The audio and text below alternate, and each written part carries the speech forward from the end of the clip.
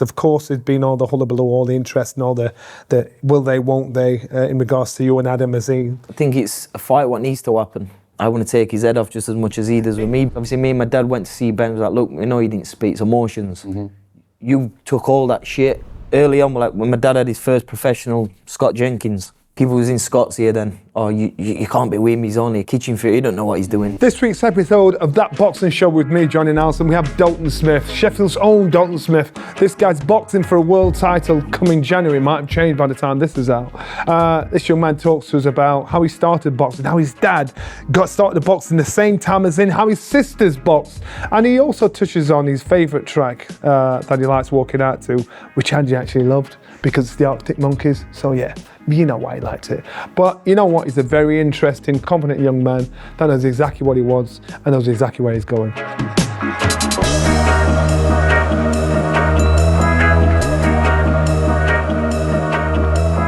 You're in touching distance of fighting for the WBC title at 140 stateside now instead of Puerto Rico. Is that right? When is it? Yeah. So originally it was Puerto Rico. It got changed a couple of times and hopefully now it's confirmed 10th of January in New York. Nice. Yeah. Let's probably start at the top and work our way to the beginning. Yeah. So right now that's in touching distance. Of course, there's been all the hullabaloo, all the interest and all the will they, won't they, in regards to you and Adam Azim. Yeah. How realistic, from your point of view, is that? Me and Adam. Yeah. I think it's a fight what needs to happen.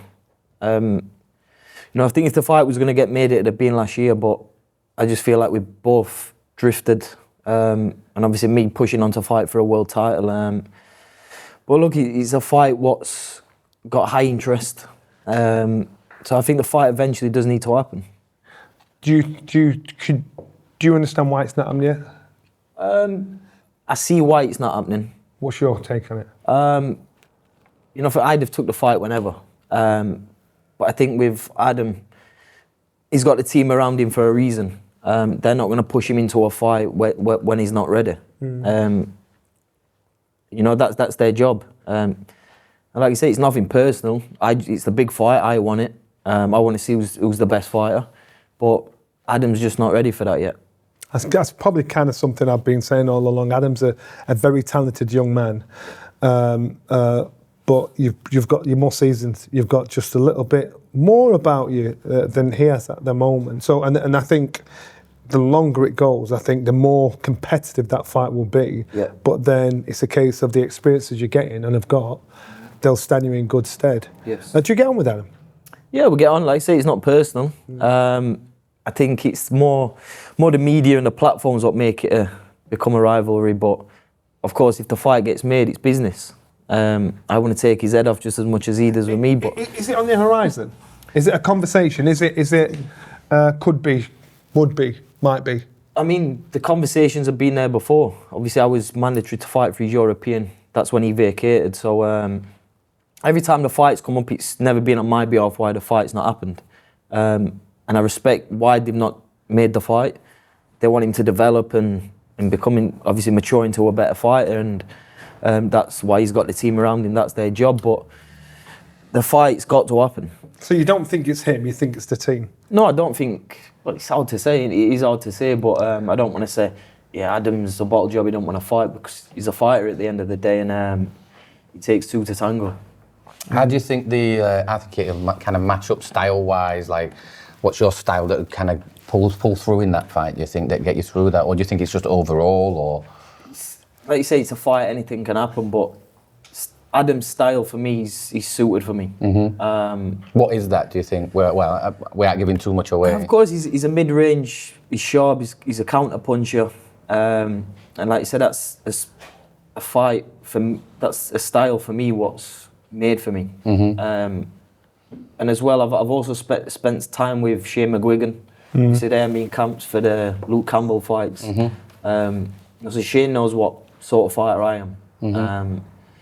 But yeah, it's like you say, it's all ifs, buts until we can get a fight and there's pen to paper. It's irrelevant. Yeah. Over the last few years, it's like you've, and even though you've been boxing since you were 6, it's like all of a sudden it's like, damn, where's he turn up from?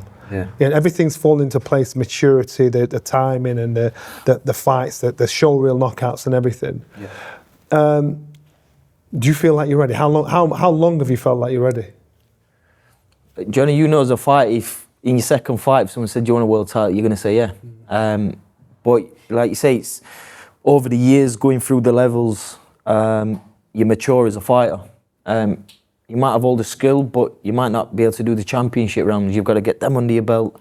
And I just feel like I've developed in the right time.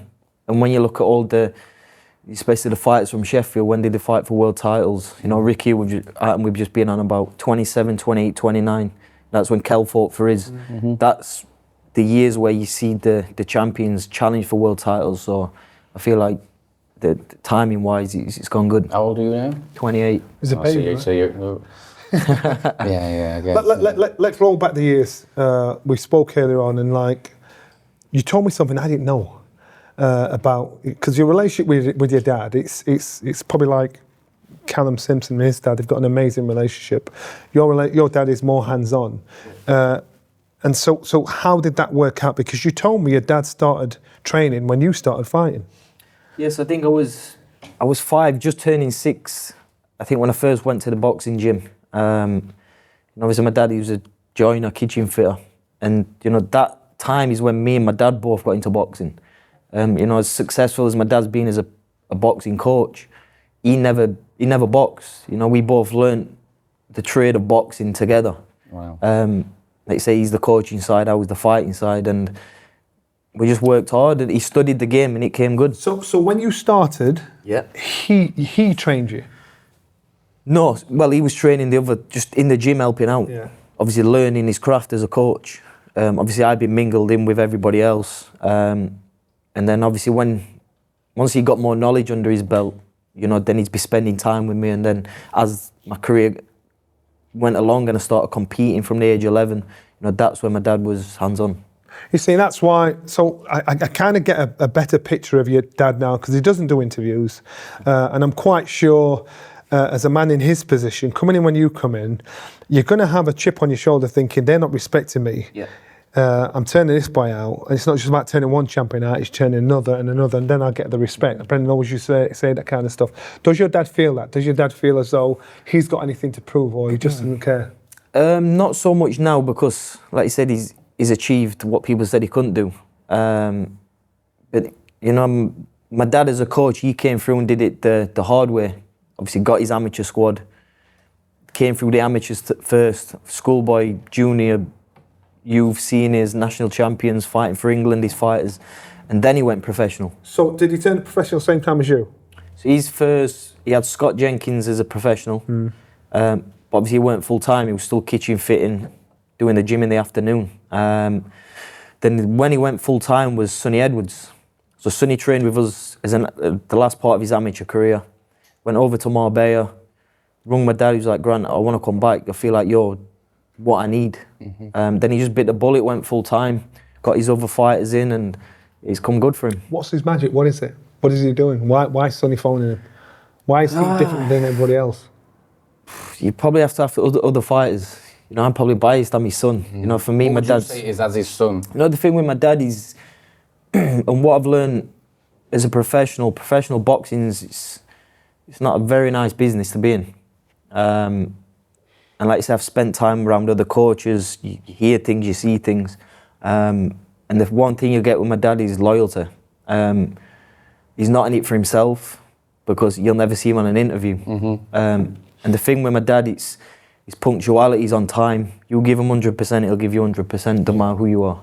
Yeah, perfect. I think, obviously, that the pitfalls are, especially for you being a successful fighter, the stage you're at, you'd get people on the outside, the business side of it, that it would suit their agenda if you trained with. And I've known promoters and managers that have done that. Well, I can do this for you, but I'll need you training with him. Yeah. I need you training with him. And so I don't know if you've had that conversation or it's been thrown in your direction, but those things will happen. Unless it suits somebody's agenda. Has anything like that come across yet? Your path? Not so much me, because my dad, by the time I was turned professional, my dad had already had his first world champion. You know, he had Charlie Edwards there. You know, Sonny and Charlie both won the world titles under my dad. But I'd probably say more early on, like when my dad had his first professional, Scott Jenkins. People was in Scott's here then. Oh, you can't be with him. He's only a kitchen fitter. He don't know what he's doing. And we used to hear it all. And I think then it probably got to my dad a little bit, as if to say, I'm going to show you. And like I say, over the years, he's, like I say, had a trainer of the year. What kind of coach is he? Is he hard? Is he a negotiator? Is it my way or your way? What kind of person is in the gym? From me spending time with other coaches as well, I believe my dad's one of the best coaches to read a fight. You know, I don't know how he sees things. You wouldn't. Even I've been around boxing from 6 years old. My dad will break down a fight the best I've ever been around. So there was the infamous scene with Ben Whittaker after Ben beat Liam the first time, and the second time, and everything kicked off afterwards. And I've got to commend your dad, because I think how he put a fire on all the crap that Ben was getting.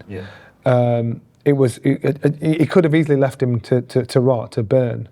And you said you've known Ben before that, but your dad, he was really smart and said, look, that's just emotions. It's emotions coming through. And he really put a line through all that bullshit that Ben was catching afterwards.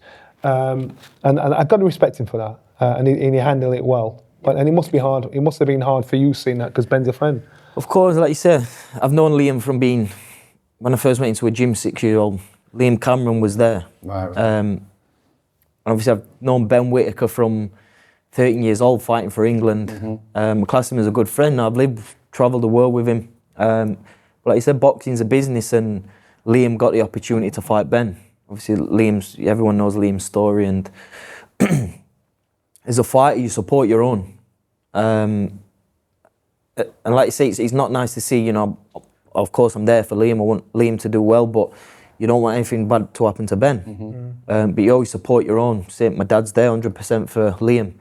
And as much as my dad is quiet on an interview, he's very vocal in the corner. You know, everyone can hear him. And obviously after the first fight, everyone knows how it went. Ben took some shit. And it's not nice to see any fighter go through that. So obviously he had the backlash, he had all the criticism. You know, he took himself away, got the second fight with Liam, and, you know, obviously done what he did with Liam. And like I say, after the fight, come up to the corner, it looked like he spat at my dad. But he didn't. Like, my dad took it with a pinch of salt, and my dad just didn't want him to, after his night, like, he didn't want it, you know, to get... You want that to overshadow the result? It's his night, like, fair play. You take your wins, take your losses. So obviously me and my dad went to see Ben, was like, look, we know you didn't speak, it's emotions. You took all that shit, you've come back, redeem yourself. Of course you're going to blurt out some crap, you know what I mean? It's emotions, it's a fight at the end of the day, and like you say, it was nothing personal, it's just, that's how it was. We just didn't want Ben getting lashed for something we knew we didn't mean to do. Have you spoke to Ben since?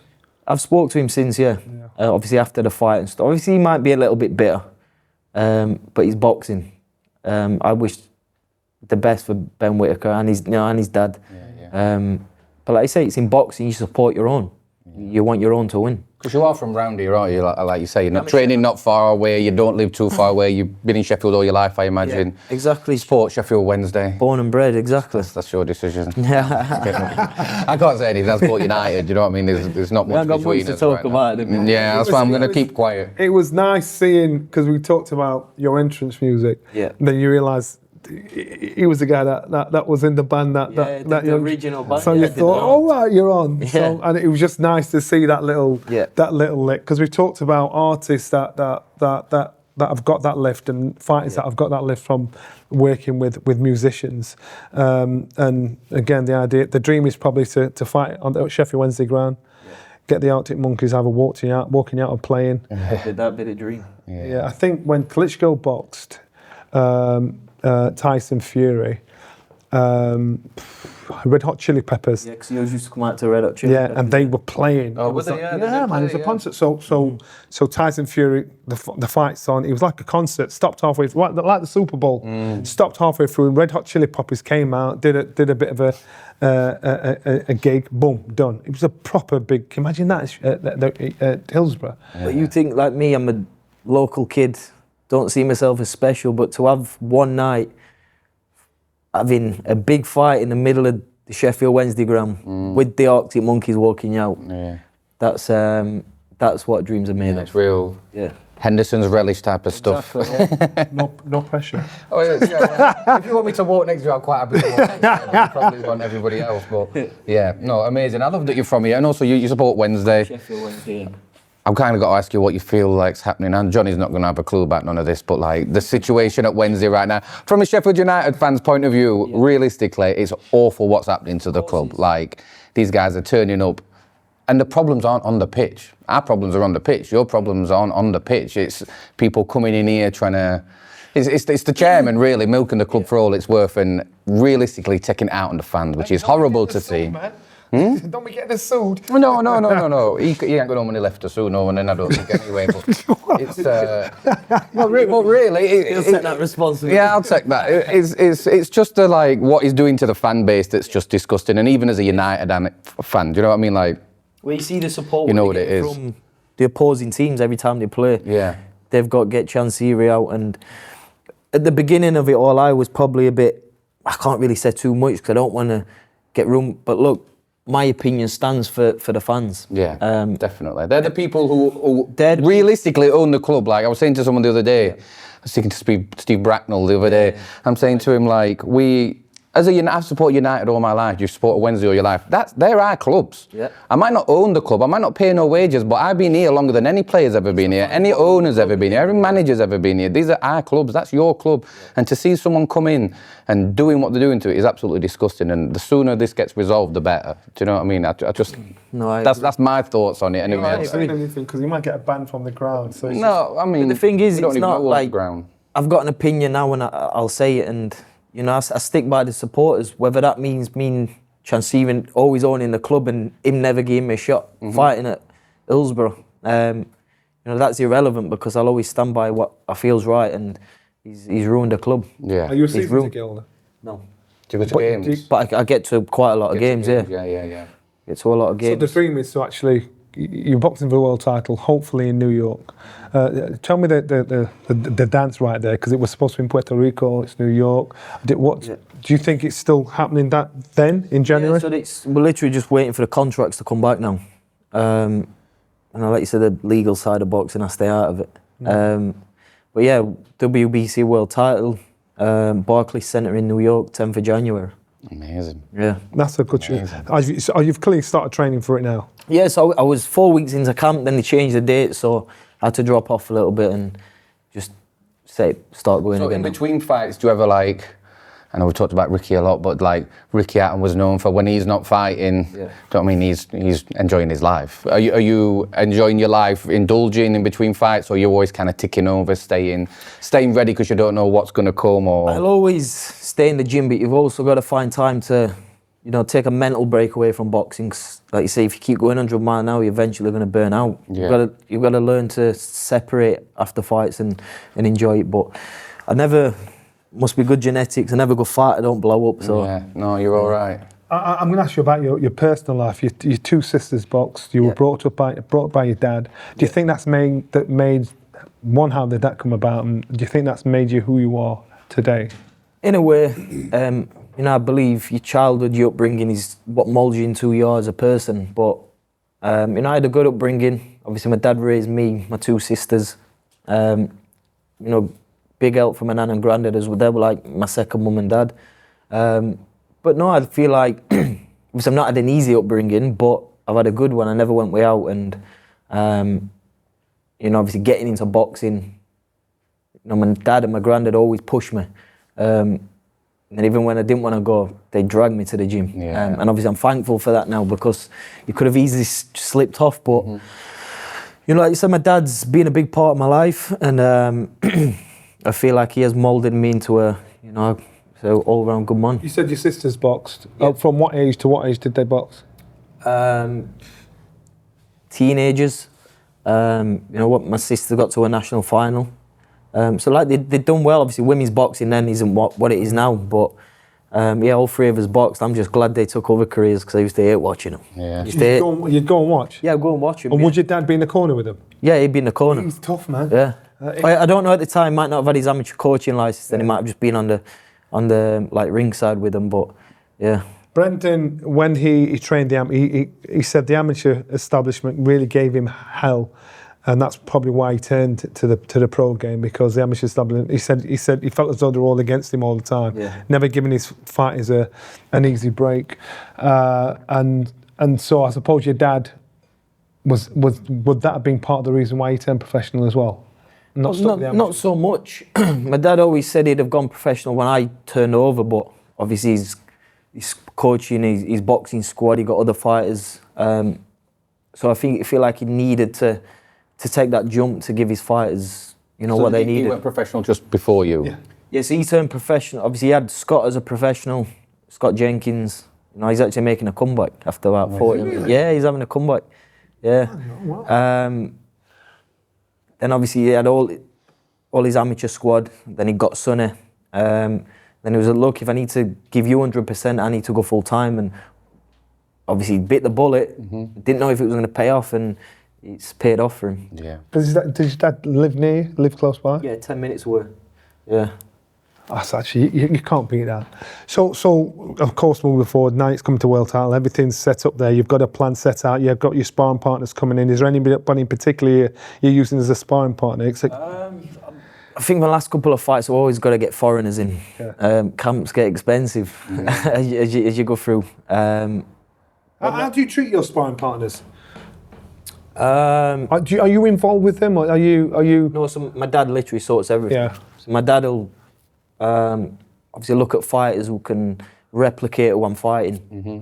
Size, style. I've had mostly foreigners in my last couple of fights. So I always think, so I used to be a sparring partner for about 6 years, Germany, all over the place. And the one thing I learned not to do when it was my turn was not to treat the sparring partners bad, because if you wanted the best out of them when they came in the gym, you want the best out of them, because if they give you your best, then you'll.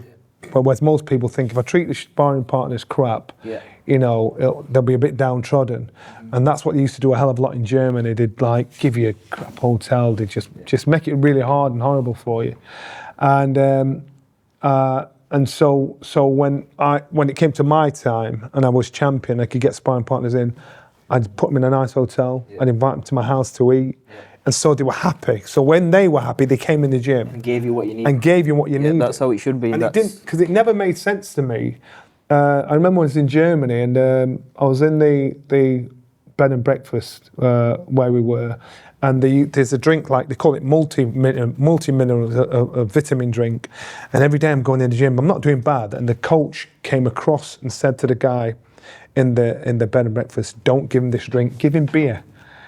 So because I'd be on that all the time, they told me to give him beer. So in the evening when I asked for it, the head chef said, look, the coach has told me to give you beer, but he said, but beer's more expensive than this. So if you tell them you're having beer, I'll keep giving you this.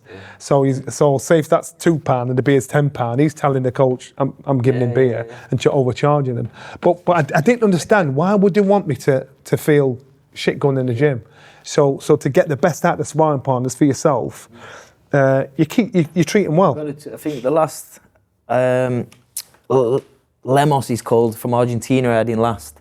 Good guy, can't speak a word of English, but anyone who ever comes to our gym, they'll walk out and be like, we get treated properly there. Like I said, the Argentinian guy come over, and the washing machines what you have in the petrol stations. I'm trying to work them for him, so I ended up doing all his laundry for a week while he's trying to punch my head up. And it was just headache, so I was like, look, it's easier for me to take it home, chuck 2 loads in, bring it back tomorrow. So, I think I treat them I guess you are part of a team then. They are part of your team that are preparing you for the fight as much as anybody else is. Exactly. You want them at the best because that's what you're paying them for. Yeah. Who was paying? Who were you sparring when you were telling to drink beer? I was sparring with Axel Schultz. He was boxing George Foreman for the heavyweight title. Henry Maskey boxed Virgil Hill for the light heavyweight world title. And these guys were world beaters. They were like top draw guys, but I never understood. I learned a lot going over there of what I should do, what I wouldn't do, but I could never understand why they used to treat all the sparring partners bad. I mean, some Americans would be there and be getting battered in the gym. I mean, battered to where you're sparring, you get a good shot and you step off, you're all right, carry on. They'd be whack, whack, whack, trying to clean you out. And so the Americans had come back to the Everett Bigfoot Martin was one of them, old school if you remember that. So the Americans, they'd come back to the bed set, but they'd just be getting hammered at night time, absolutely drunk as a skunk. And I'm like thinking, you're going to get mashed up tomorrow. Yeah. So every day they'd be getting... Jesus are paying for them, doesn't it? Yeah, that's what I'm saying. But every day they'd be getting slaughtered. And it never made sense to me. But they're not trying their hardest. They can't be doing their best in the ring then, can they? The idea is to make you feel down. And so you get in there to lift the fighter. Yeah, but it almost feels like that, like we were... Like a confidence boost for the other fighters. Yes, yeah. But then...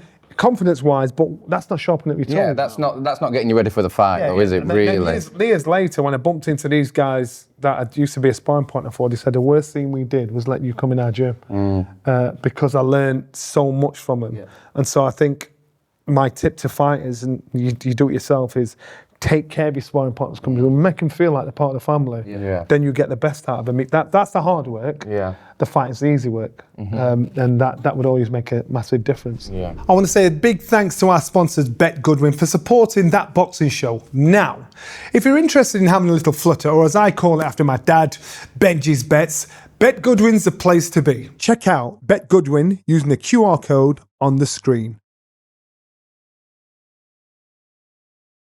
Do you train all the time? I'll always stay in the gym, ticking over, but for a fight, I like a good 10 weeks. To, like, the level I'm at now, I like a good 10 weeks. So you're always gym fit? I'm always gym fit, yeah. Right. So if you didn't have a fight coming up, you wouldn't like disappear, vanish? No, like I'd go on holiday, do whatever, but I'm always in the gym. Yeah. Like you say, it's easy for me because I ain't got to go away for camps or like the gym's on the doorstep. And I think everything for me is routine. I don't know any different. I just have to wake up and go to the gym. I remember Harold Graham and Prince Azim between fights did like disappear. Yeah. They'd go and they'd come back. You see a lot of fighters, they'd come back massive. Yeah. I'm like, Jesus, they'd come back in the right state. Yeah. And Amir Khan, I think he was training in the Philippines, and we saw him out there. He was training for a fight, and I said, "How long have you been training for this?" He said, 12-week camp. I said, "What do you do in between?" He went, "Nothing."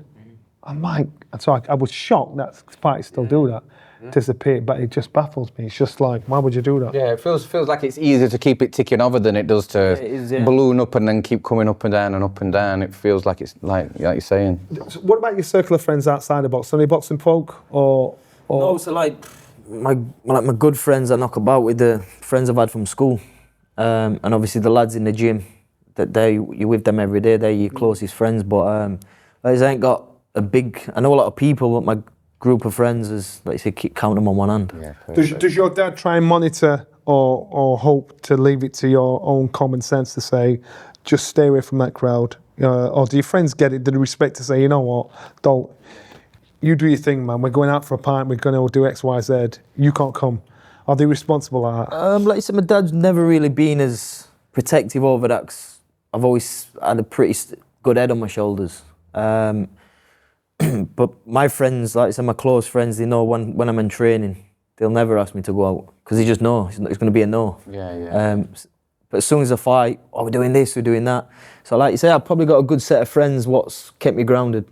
What do you do out of the gym? Like, do you go, I don't know, driving range, music, I just got into gigs? golf. Oh, have you? Yeah. Just got into golf, but As a kid, I used to be into all like the field sports, the hunting. Yeah, oh, yeah. Obviously, I obviously do quite a bit of fishing. You fish now?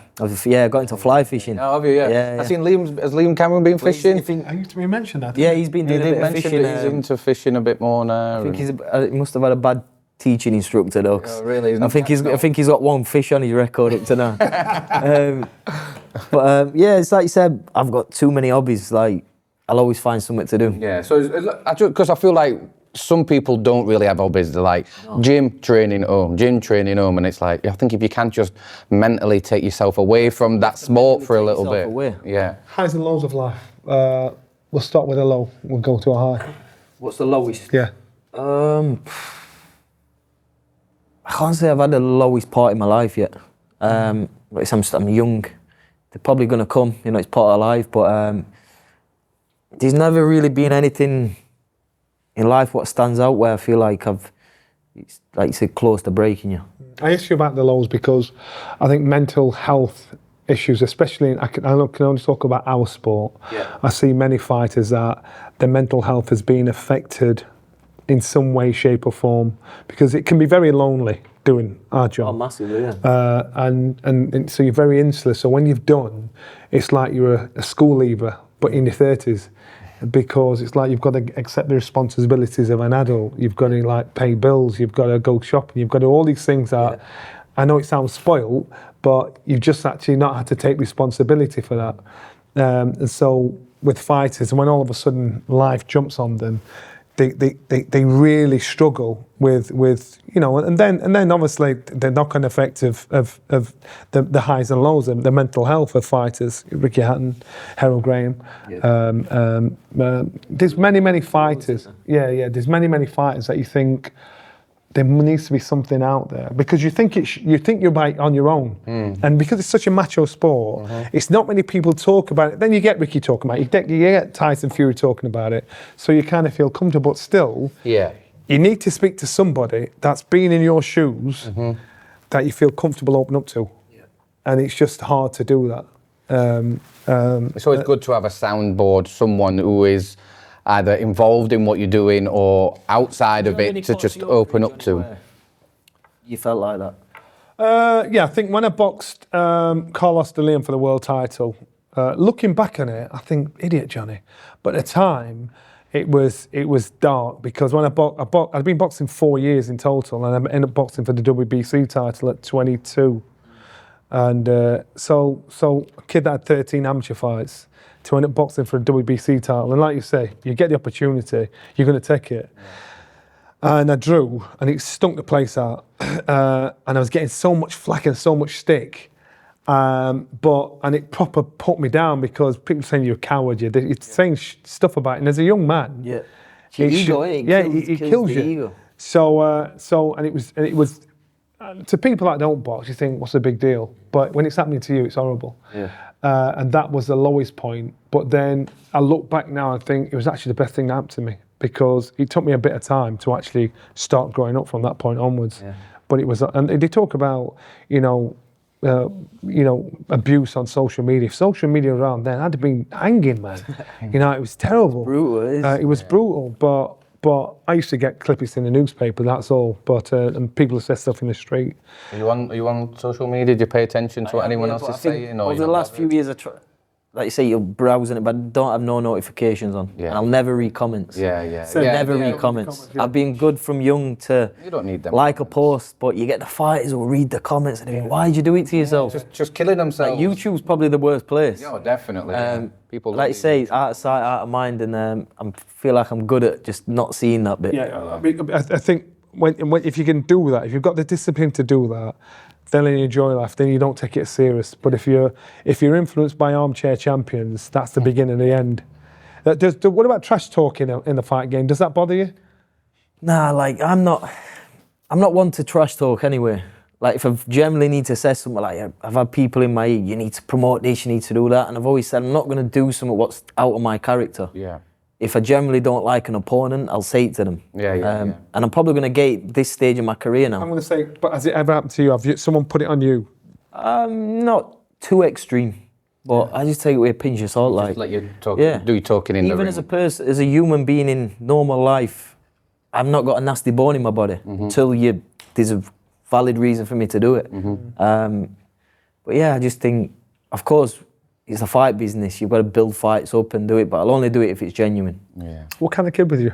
Kid? Yeah, what kind of kid were you? Troublesome? A little bit. I was always fighting, but when I was a kid, I was always fighting. Right. All the time. School, Yeah. out of school.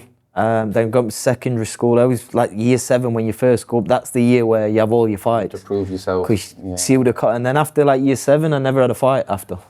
Are you a historian? Are you a fan of the sport? Or are you one of those lucky people that can do it and that's it, you don't need to know much about it?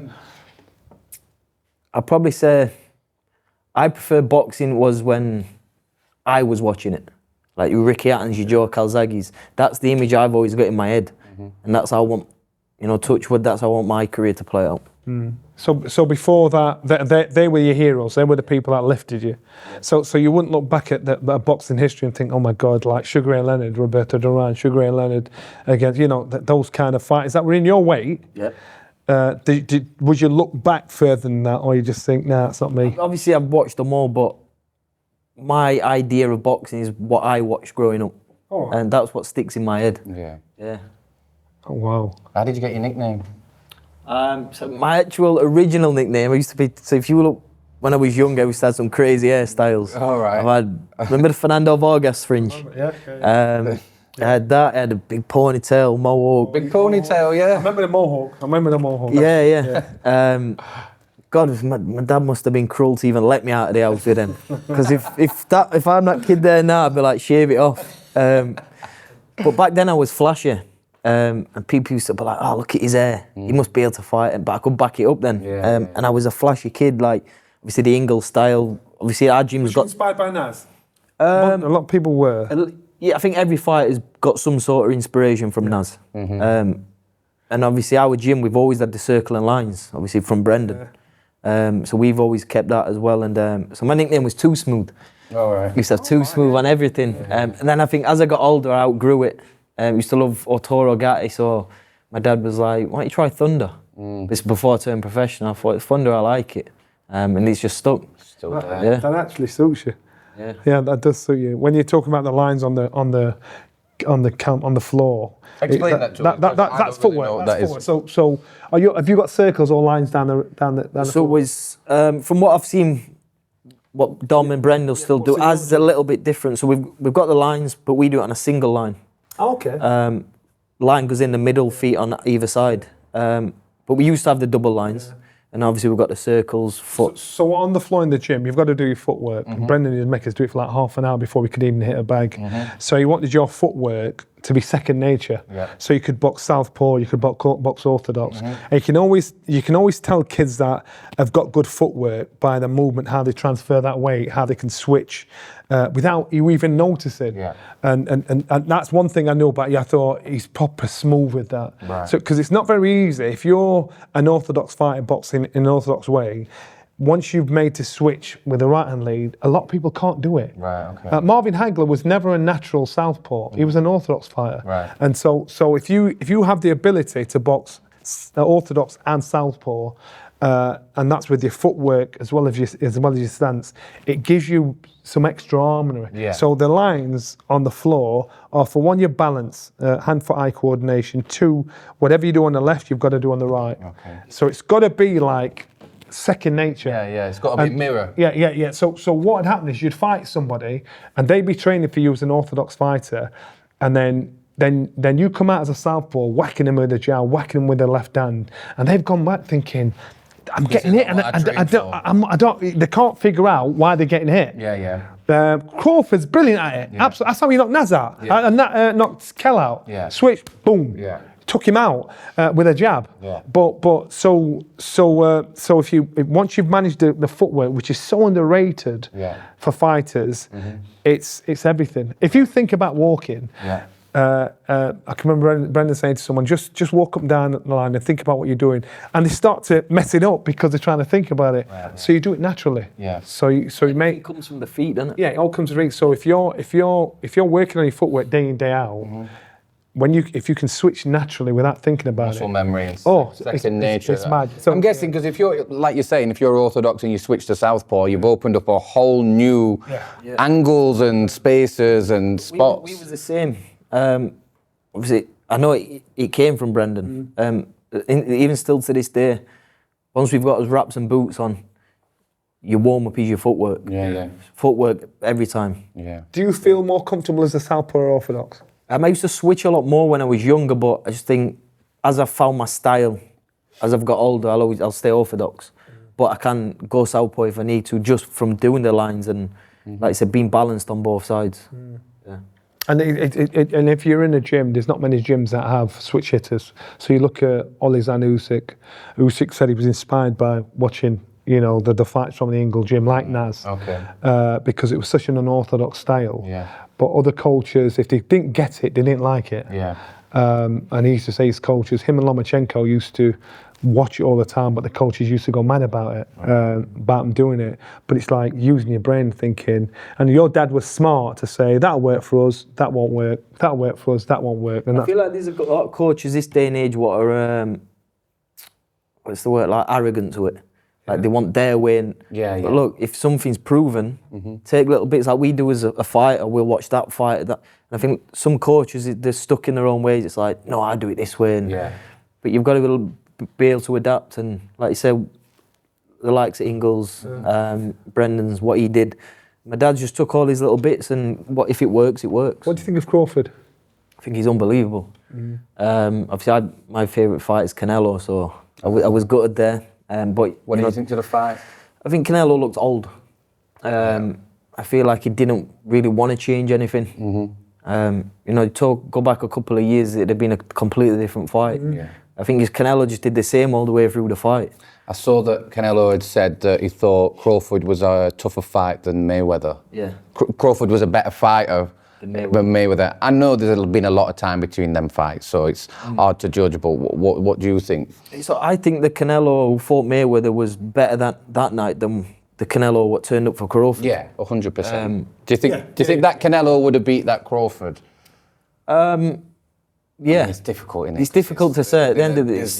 How many years ago was that? You've got to get it right on that night, and Crawford did, but I just feel like Canelo's got a lot of miles on his clock now, and he's had a long career. Big names out there for you at 140. Who's on your hit list?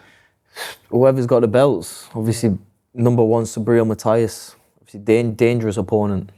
New York. So is that be the first time you boxed in America? First time, as a professional. As a professional, yeah. I never boxed in America as an amateur, but obviously first stop is go and win the world title, and the big fights will come. But like you say, you've got your Teofimo Lopez's, Hitchens is there. So there's some big fights to be made. What in your mind do you think it'll make a difference where you're boxing? No. Or is it a big deal? To be honest, like you say, if everything don't go to plan with this, Eddie might get the fight and we could get it in Sheffield. But if you could ask me right now, where do you want to fight? I'd rather go to New York and win a world title. Yeah. And then bring it home. Yeah. Yeah. And the thing is, again, if you can fight anywhere. Yeah. And so boxing away from home, that new experience is probably the best. I must have boxed in 13 different countries, 14 different countries, but I understood many fighters don't do that. They don't do it because they want home advantage, which is nothing wrong with that. But if you can go away and come back a winner, you're your character. Yeah, massively. And also, you're not relying on 20,000 people or certain things. It's me in this ring, and I know how to deal with it, no matter where I am in the world. Been booed? No, but if the fight was happening in Puerto Rico, I know I'd have got a big crowd full of booze. Well, look out for the tricks when you go abroad, especially if you're in the home, in the Lion's Den. New York is a pretty Puerto Rican dominant thing. So a lot of Puerto Ricans in Europe. So the little tricks were, especially in Europe, if you're boxing in Europe, especially or Germany, whatever, and what we knew was when it come to eating out. They'd say go here to eat, go there to eat. We'd actually go to find somewhere different to eat because they'd have an affiliation or favoritism with their local hero. So if they say eat there, you never know what'll happen. They might be being paranoid. or you just find your own way. So they try and say, go to that place to eat, go to that way for a walk, go here. You just take yourself off the grid. Do your own. And do your own thing, and doing it that way. And even at night time, dirty tricks like coming and knocking on your hotel door 2 o'clock in the morning. You know, you've just got to just leave them to the point where they've no idea of your pattern of behaviour. South Africa was bad for that. Germany was bad for that. Italy, yeah, they were bad for that. So it's just everywhere. Yeah, but that's not down. That's not your responsibility. That's the responsibility of your dad and your team that's there. Yeah, to manage, just say, right, we want to keep that away from him, but all those dirty little tricks, we've got to be prepared for it. It's part of the game. Yeah. As long as they don't put no caffeine in. Have you heard about Johnny's caffeine? Oh my gosh! I know, like you tell him, he did Hydrox, and then he got carried out in an ambulance. Really rushed in an ambulance. It didn't happen like that, man. That's how it sounds. Your boxing career. No, This is last week. Wait, I'm talking last week. This is defamation of character, Dread. so I don't have caffeine because I have an allergic reaction to it. Sensitive to it. Yeah, I'm a little sensitive to it in certain parts of the body, and and so I did the Hydrox competition, and it was mad. It was like, Mum, I'm just glad I finished it, and then I just finished, and so they give you cans of Red Bull, but you know when you're like thirsty, you want a nice cold drink. My man he had a can of Red Bull there, and I could just hear this little voice saying, "Drink me, Johnny, drink me, go on. Ah, you'll be all right. Drink it, baby. You'll be all right." So I snatched it. It's gone straight away. It's gone. And as I'm drinking it, my girlfriend's in the distance watching. She's like, and I'm like, "Oh, cool, man, all right."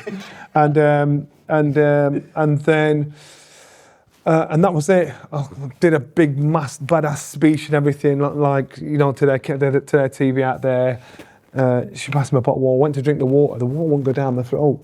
Like my throat had just like, I'm like, Really? And so she said, "Caffeine, Johnny, caffeine." I'm like, so the water won't go down. And so one testicle swells up. Now I thought, I thought this happened to everybody. I did. I thought I was on a podcast. I found that. Go on Alexa, it'll tell you on Alexa. So one testicle swells. So I'm like a castrated cat thing. Fuck. So I needed an antihistamine. Yeah. You know, usually if I forget and it gets me, I'll have a couple of antihistamine. And so I thought we've got to find a medic because I'm struggling here. So I went round the corner, found a medic, and she got on the phone, antihistamine, you know, she's trying to explain to her. It was like DEFCON 5, man.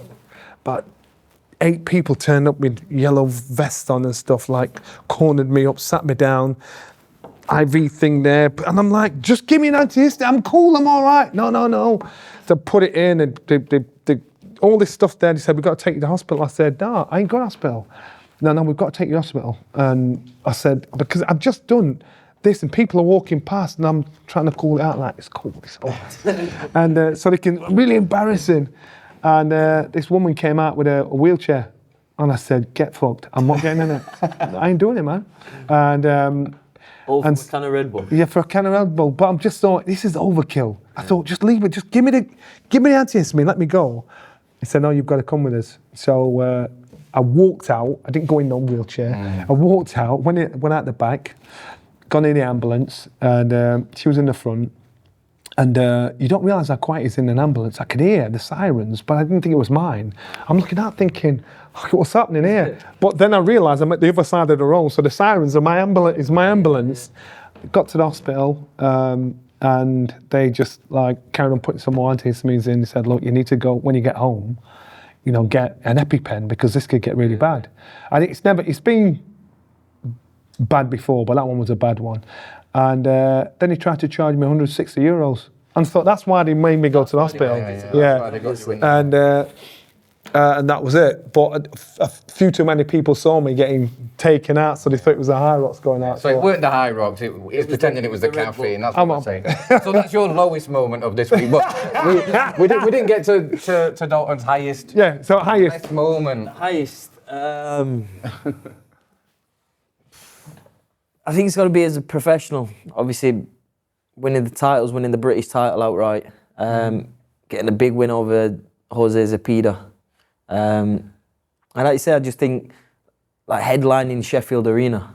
Obviously, I've gone there as a kid to obviously watch yourselves, Naz, Kel, and to be a part of that and cement that, and I was proud for it. Yeah, amazing. Winning the British title is it's a big deal. Yeah. Because your name's there, it'll always be there. And I think that it was probably the 60s or 70s the last person to win it in my weight outright. So I always said, as soon as I've got a British title, I'm going to be young enough. No matter who I'm fighting, I want it for keeps. I did it more because my granddad, he loves the British title. Yeah.